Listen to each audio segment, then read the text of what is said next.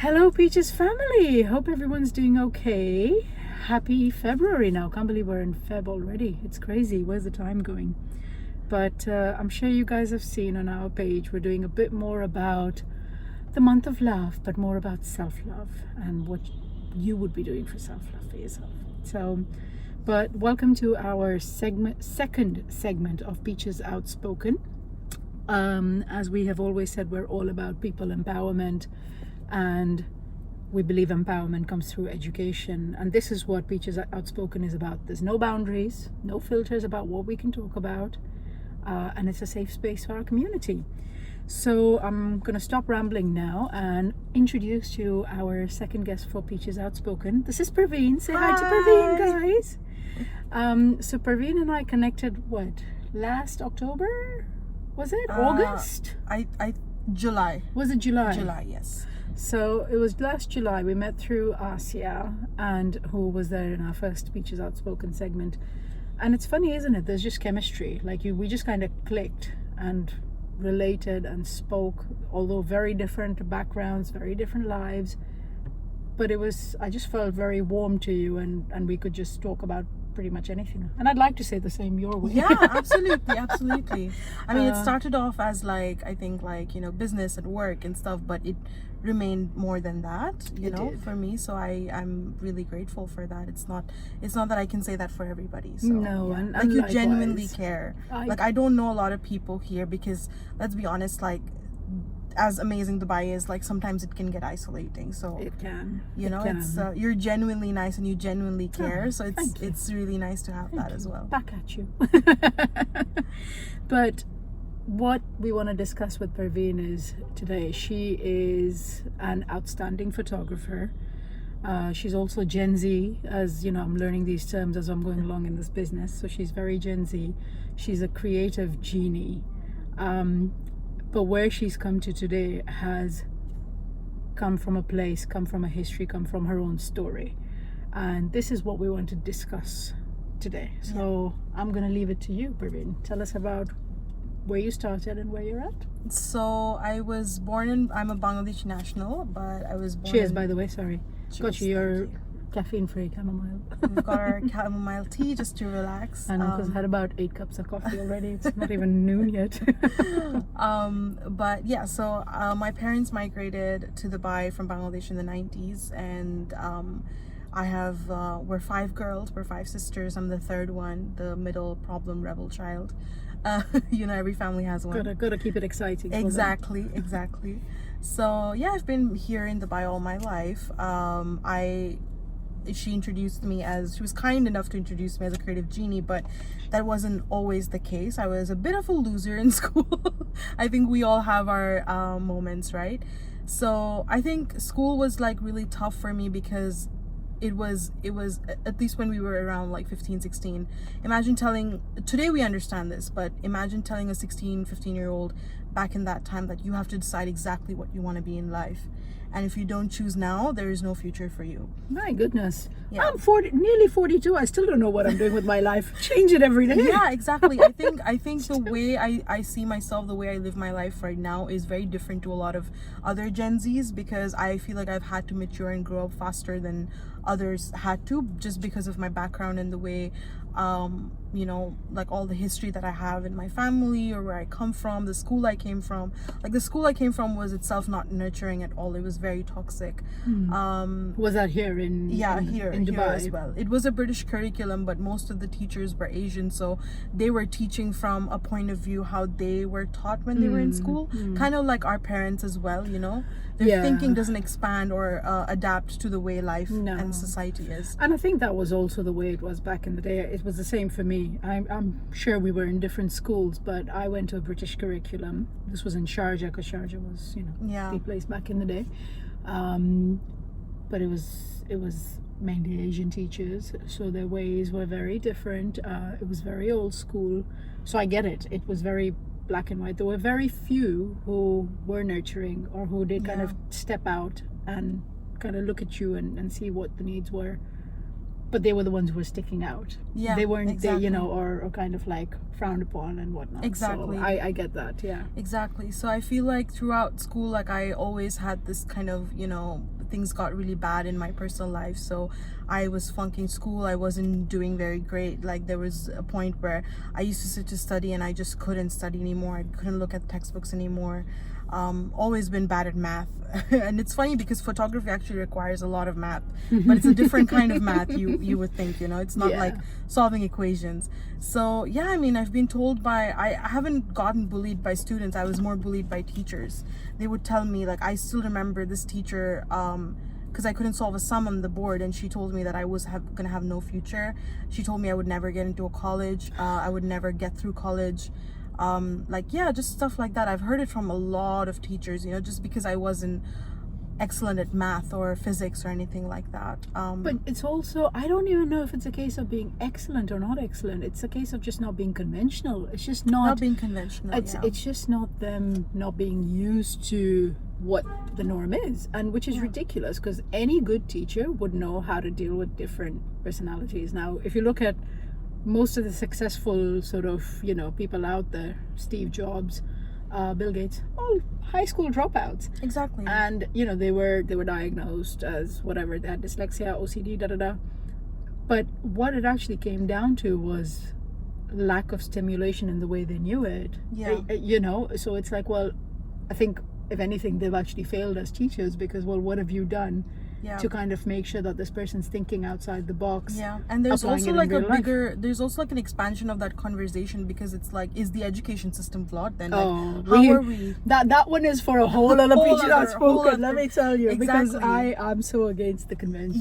Because even just like the common example of measuring intelligence by measuring IQ, but we don't talk about emotional intelligence. Exactly. And if you look at what actually plays into the world right now, and into corporate world, into everything else, sometimes it's about it's about who it's about the network, it's about all of that versus your actual skill, which is a shame, but that's so that's all your emotional intelligence, as you said. Exactly. But back then, like, I was honestly convinced that I was not, like, I didn't have a future. So the fact that I even got into university was a big accomplishment. But when I did get into university, like, I finally was doing something I loved. Like, I never thought I'd be able to say, like, I majored in film studies, because that's not a thing. But it was a complete 180 for me. Like, I did so well in uni, I got distinctions all the time. I graduated with the first class, and like it's a very proud, it sounds like bragging, but that's fine, but I'm very proud of it. Absolutely. Because also where I come from, like, I'm the first generation, like, me and my sisters were the first generation of women to actually be educated in my family. Amazing. So my mom's not educated, not my dad either. He's also a school dropout. The woman that came before also, my cousins also had a very limited education. Like, after their boards, they never continued university. Wow. So I'm very privileged, and I'm very aware of that. Like, I was able to do that. So it's something that I take a lot of pride in, and I want to, and that's why I want to, like, tell stories and show stories, because that's who I consider myself to be, like a visual storyteller. So I think a lot of the things that we don't talk about, we don't discuss, the things that I grew up seeing, like, I never got to see it anywhere else, and those are the things that I want to amplify, and hopefully, in the future, make a part of my creativity as well. Now, are you okay to talk a little bit about your background and what got you to where it got you to, and with your family? Yeah, I am. So only if you are. I'm comfortable. That's fine. If anything, we Gen Zs are known to be oversharers. That's good. Thanks, TikTok. That's what the world needs, if I'm honest. But I'm an open book, and I don't see myself as a victim, because, like, it's just, I was a person put into a situation that I didn't ask for, and I just had to learn how to do better. Not just me and my sisters, of course, but I come from a very conservative family, so a family that's kind of like the principles where we need to have a son. Like, that's why we have 5 sisters, because they always tried for a boy.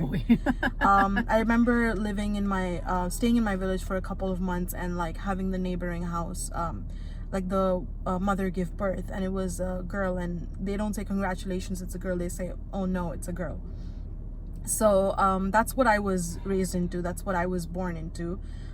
So you were actually in Bangladesh when you were born? And No, then you no, I moved was down born here. here, but I Okay. used to go back. I used to Right, visit. Yeah, okay, yeah. got it, right. We used to visit for every summer, and I love my country. I miss it. You know, it's so beautiful. It's so lush. Like, I love it, but that's the only thing that it's a lot of traumatizing memories, but they're here too, so it doesn't matter, you know. Yeah. But yeah, we used to have neighboring houses where they would plan to, like, you know, this is trigger warning, but they would try to find creative ways to, like, maybe get rid of the girl baby and stuff. So that's sort of what I was born into.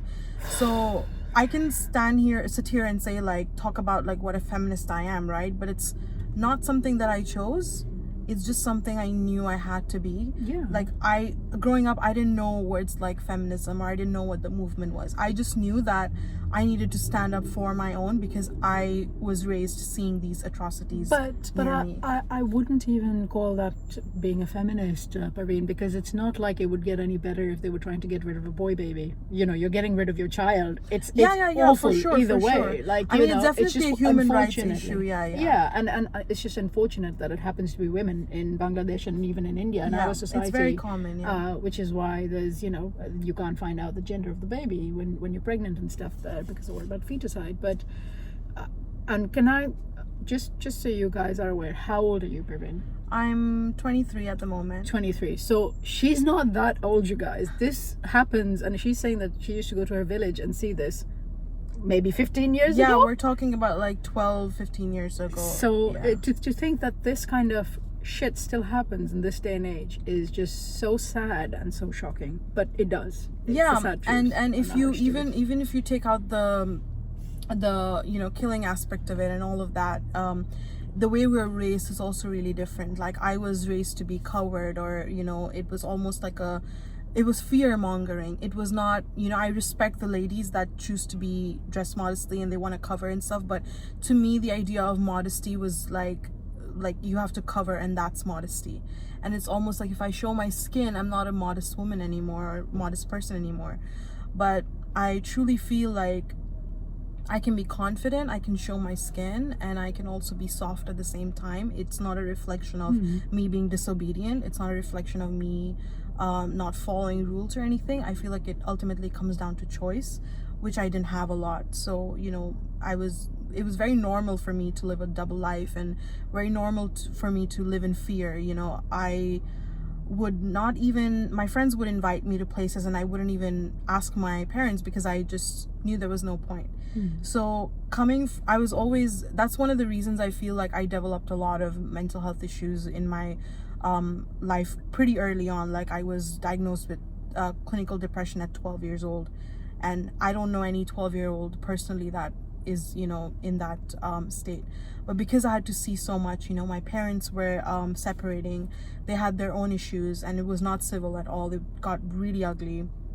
You know, there was a lot of things that we had to endure, and, you know, taking sides and stuff like that. So yeah, like, it was really messy, and I think the mess of all of that kind of got through to me and my sisters, and we pretty much the place we are in now is like just taking care of each other and making sure, like, fixing all the damage that's been done, unfortunately.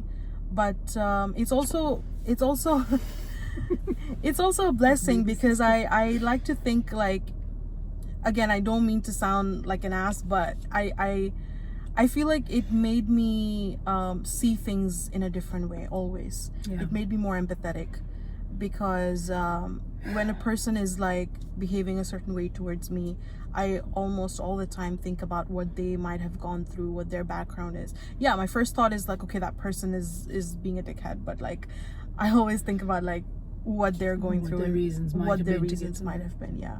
And I'm sort of at peace with myself as well at this point, where I'm just like, if people leave my life, if people are acting a certain way, I'll ask them once, I will wish them well, and I'll move on, because there's no point in constantly going back and forth. It's a lot of wasted energy.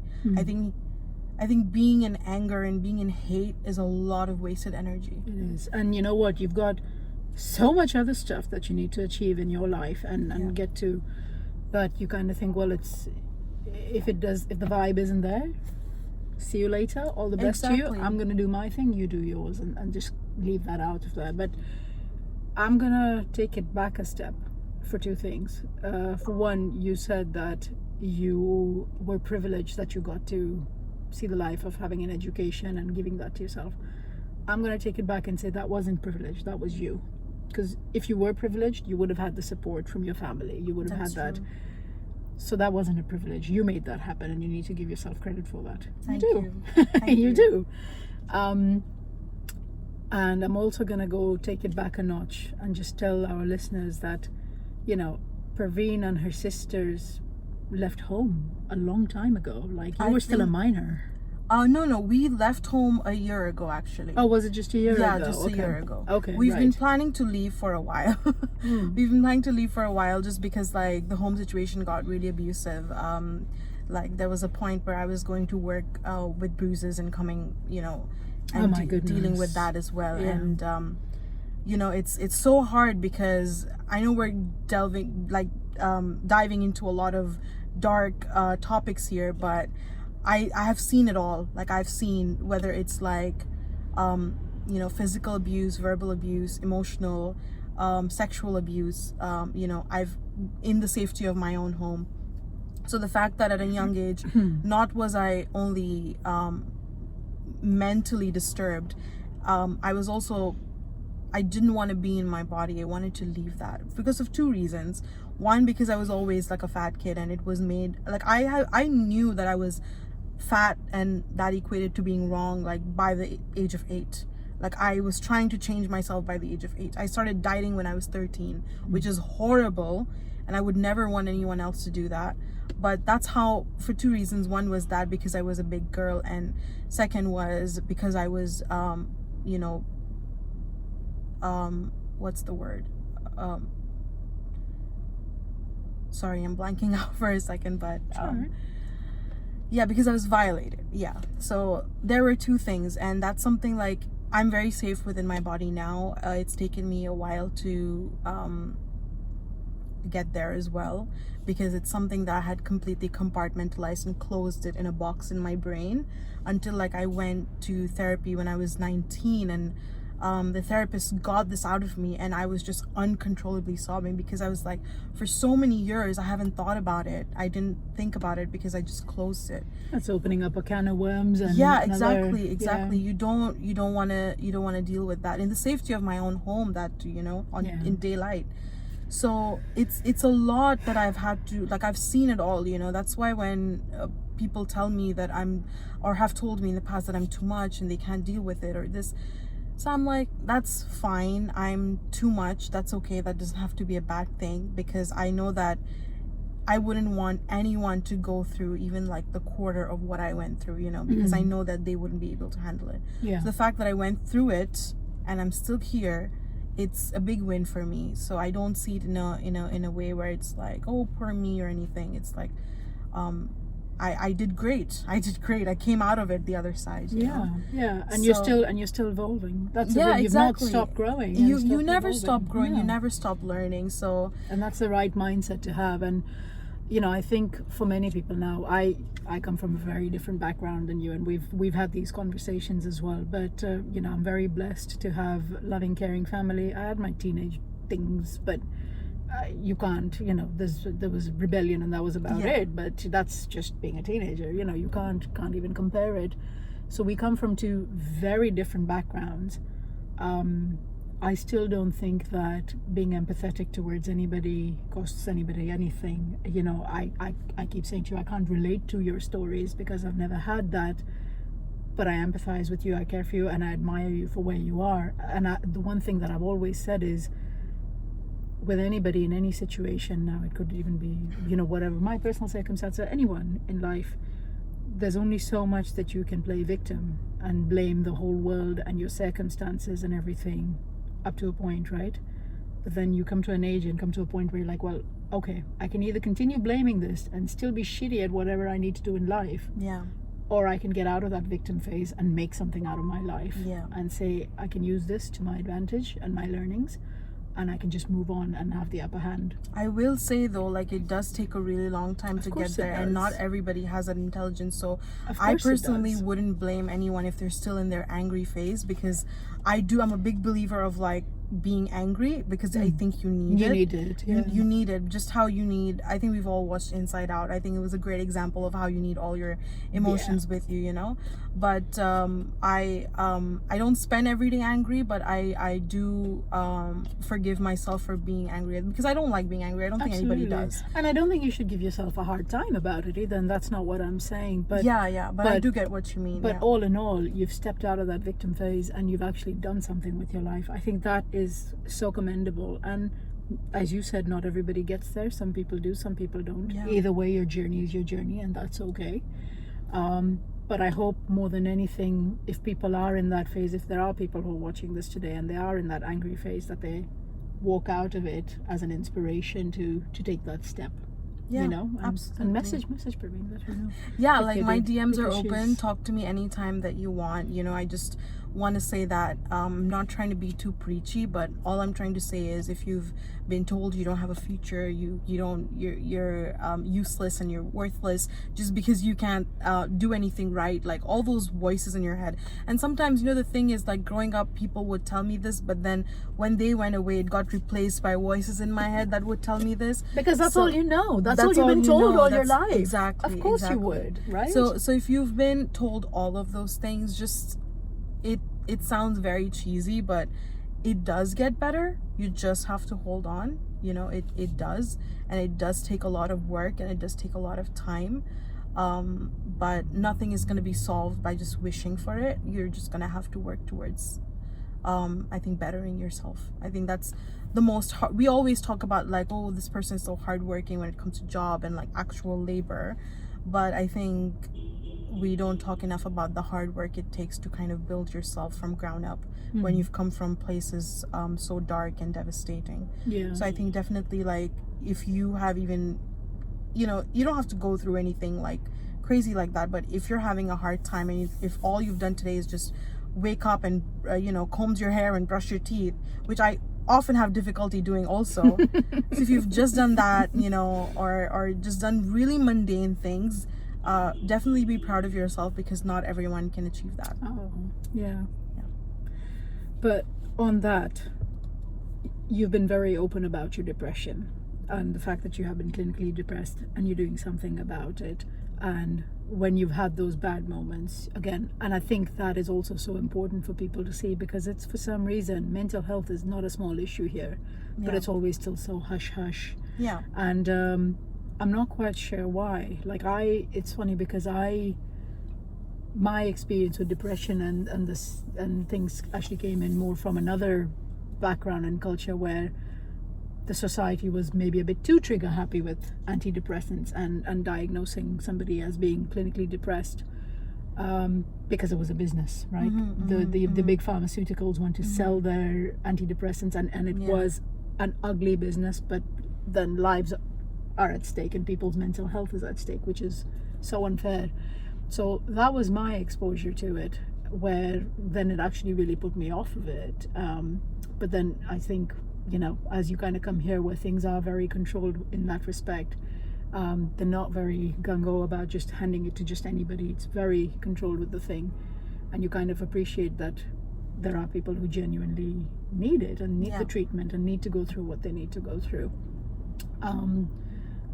But again, I think it's more of the fact that it's such a taboo topic to be discussing, and you know, it's people like yourself who talk about their real life experiences and what they go through with it, who make it okay to talk about, which is amazing. You know, it really is. So again, if anybody has questions about it, please contact Parveen, and I'm sure she'll be happy to guide you. I definitely, I've tried it all, trust me, like whether it's... Not that she's a doctor, so don't follow her advice. No, I'm not a therapist, I'm not a professional, but I can give you resources. Yes, I can give you resources, I can give you some insights on how it worked for me personally, so I'm happy to talk about that to anyone that needs it.